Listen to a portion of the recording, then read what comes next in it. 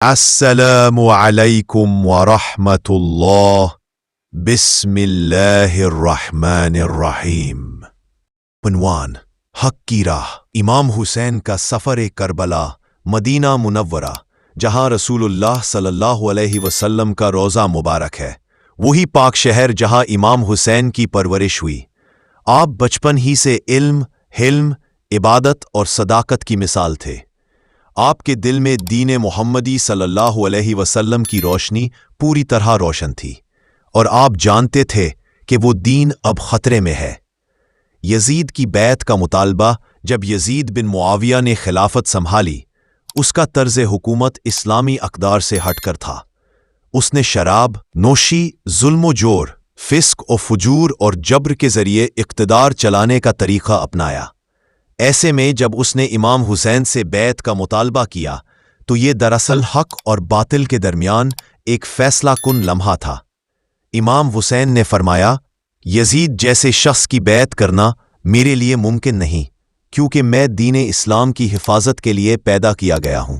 آپ نے مدینہ میں رہتے ہوئے بیعت سے انکار کیا، لیکن صورتحال اس قدر نازک ہو گئی کہ مدینہ میں آپ کی جان کو خطرہ لاحق ہو گیا۔ یزید کے گورنر ولید بن عتبہ نے زبردستی بیعت لینے کی کوشش کی، مگر امام حسین نے انکار کرتے ہوئے رات کی تاریکی میں اپنے خاندان اور قریبی اصحاب کے ساتھ مدینہ چھوڑنے کا فیصلہ کیا۔ مدینہ سے مکہ کی ہجرت رجب کا مہینہ تھا جب امام حسین نے مدینہ کی سرزمین کو الوداع کہا۔ یہ لمحہ انتہائی دلخراش تھا۔ وہ شہر جس میں نبی کریم صلی اللہ علیہ وسلم آرام فرما رہے تھے، جہاں آپ کے نانا بھائی کی یادیں بسی ہوئی تھی، اسے ترک کرنا ایک کرب سے کم نہ تھا۔ لیکن امام حسین جانتے تھے کہ حق کے لیے قربانی دینی پڑتی ہے۔ مکہ پہنچنے پر لوگ جوک در جوک آپ کی خدمت میں آتے اور یزید کی مخالفت میں ساتھ دینے کا وعدہ کرتے۔ کوفہ والوں نے خطوط بھیجے جن کی تعداد ہزاروں تک پہنچی، اور امام کو دعوت دی کہ وہ وہاں آئیں اور ظلم کے خلاف قیادت کریں۔ کوفہ کی دعوت اور امام کا فیصلہ۔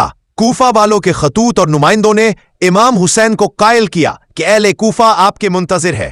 امام حسین نے مسلم بن عقیل کو کوفہ بھیجا تاکہ حالات کی تصدیق کرے۔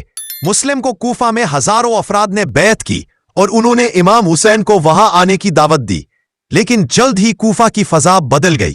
یزید نے عبید اللہ بن زیاد کو گورنر بنا کر بھیجا، جس نے ظلم و جبر کے ذریعے مسلم کو شہید کر دیا اور کوفہ کو امام حسین کے لیے غیر محفوظ بنا دیا۔ حج کو عمرہ میں تبدیل کر کے مکہ سے روانگی۔ امام حسین حج کی ادائیگی کے لیے مکہ آئے تھے، لیکن وزیدی کارندے ان کے قتل کی سازش کرنے لگے۔ امام نے محسوس کیا کہ بیت اللہ کے تقدس کو پامال کیا جائے گا، اس لیے حج کو عمرہ میں تبدیل کر کے مکہ سے نکلنے کا فیصلہ کیا۔ یہ ذی الحجہ کا مہینہ تھا۔ جب لوگوں نے امام کو روکنا چاہا تو آپ نے فرمایا، جسے بھی حق کا راستہ عزیز ہو وہ ہمارے ساتھ چلے، ہمیں اللہ کی رضا مطلوب ہے۔ سفر کربلا، امام حسین اپنے اہل بیت اور چند وفادار اصحاب کے ساتھ کوفہ کی طرف روانہ ہوئے۔ راستے میں آپ کو مسلم بن عقیل کی شہادت کی خبر ملی تو آپ نے رک کر فرمایا، اب ہم شہادت کی طرف جا رہے ہیں۔ کئی ساتھیوں نے مشورہ دیا کہ واپس چلے، مگر امام کا عزم اٹل تھا۔ آپ جانتے تھے کہ ظلم کے نظام کو للکارنے کے لیے قربانی دینا ہوگی، اور وہ قربانی خود ان کا خون اور ان کے خاندان کا لہو ہوگا۔ کربلا کا میدان 2 محرم 61 ہجری کو امام حسین کا قافلہ کربلا کے میدان میں پہنچا۔ یہ ایک ویران مقام تھا، مگر تاریخ کو سنوارنے والا مقام بننے والا تھا۔ امام نے خیمے نصب کروائے اور وہیں قیام کیا۔ یزید کی فوج نے امام کا پانی بند کر دیا۔ 7 محرم سے نہر فرات تک رسائی ختم کر دی گئی۔ امام کے بچے، اہل بیت، حتیٰ کہ معصوم علی اصغر پیاس سے تڑپنے لگے، مگر امام نے صبر کا دامن نہ چھوڑا۔ 9 محرم کی رات امام حسین نے اپنے تمام ساتھیوں کو خیمے میں جمع کیا اور فرمایا، جو جانا چاہے چلا جائے، دشمن مجھے چاہتا ہے تم سب کو چھوڑ دے گا۔ مگر کسی نے بھی پیچھے ہٹنے کا نام نہ لیا۔ حضرت عباس، علی اکبر، قاسم، ظہیر، حبیب، سب نے اپنی جان نچھاور کرنے کی تیاری کر لی۔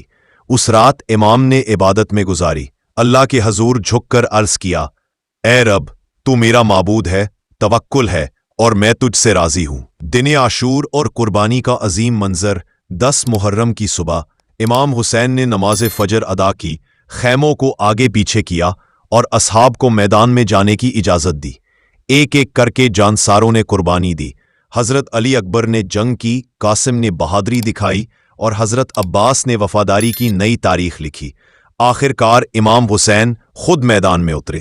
جب سب جاں نثار شہید ہو گئے تو امام نے دشمن سے آخری خطبہ دیا، اگر تمہیں میرا دین پسند نہیں تو کم از کم آزاد انسان بنو۔ لیکن ظالموں کے دل پتھر ہو چکے تھے۔ دشمنوں نے چاروں طرف سے امام پر حملہ کیا۔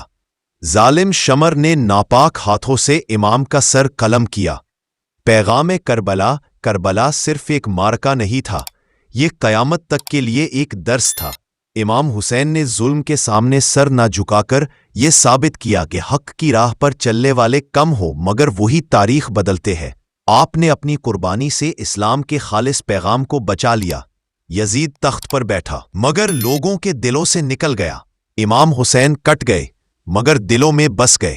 نتیجہ، امام حسین کا مدینہ سے کربلا کا سفر ایک عظیم مشن کا حصہ تھا۔ وہ جانتے تھے کہ اگر وہ خاموش رہے تو یزید جیسا فاسق شخص اسلام کو مٹا دے گا۔ انہوں نے اپنے اہل و عیال سمیت اپنی جان دے دی مگر باطل کے آگے سر نہ جھکایا۔ یہی وجہ ہے کہ کربلا کی مٹی مقدس ہے اور امام حسین آج بھی مظلوموں کے لیے امید، سچائی کے متلاشیوں کے لیے رہنما اور حق کے علمبرداروں کے لیے مشعل راہ ہے۔ امام حسین کی شہادت کے بعد یزیدی فوج نے خیموں کو جلا دیا، بیبیوں کے سر سے چادریں چھینی گئیں، بچوں کو ڈرایا گیا۔ امام سجاد، جو بیماری کے باعث جنگ میں شریک نہ ہو سکے، کو قیدی بنایا گیا۔ حضرت زینب، جنہوں نے سارے غم کو سہا، کربلا سے کوفہ اور شام تک یزید کے دربار میں حق کا پیغام پہنچاتی رہیں۔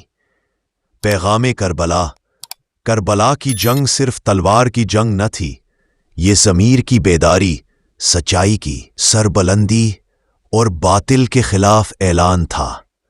امام حسین نے یہ سبق دیا کہ حق کے لیے کھڑے ہو جاؤ، چاہے تم تنہا ہو جاؤ۔ یزید کا نام آج تاریخ میں ذلت کی علامت ہے اور امام حسین کا نام قیامت تک مظلوموں، حق پرستوں اور آزادی کے متوالوں کا نعرہ ہے۔ نتیجہ، امام حسین کا سفر کربلا قربانی، صبر، ہمت اور یقین کی وہ داستان ہے جو رہتی دنیا تک انسانیت کو جینے کا راستہ دکھاتی رہے گی۔ آپ نے جان دے دی مگر دین محمدی صلی اللہ علیہ وسلم کو محفوظ کیا۔ کربلا کی خاک میں صرف لہو نہیں گرا بلکہ اس میں حق، وفا اور صداقت کا بیج